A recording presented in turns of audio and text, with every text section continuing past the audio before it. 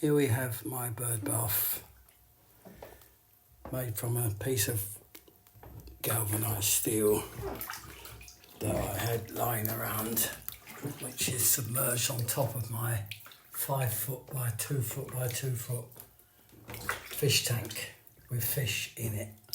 So the pond pump is flowing into the bird bath at the top, which is about 6 foot long. This is just a close-up of the robin, so you get a nice picture and a satisfying watch. But the pond then goes back down into the fish tank, from the fish tank into the pump, and it recirculates. I kind of think you get the picture.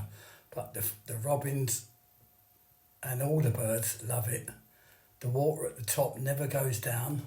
As much as they splash, as much as they drink, it is regenerated from the tank below. The tank is the only thing that goes lower, which is quite easy to top up when it usually tops up with the rain. So if you look at all my other videos, you'll see lots of clips of the bath. Any questions, feel free to ask.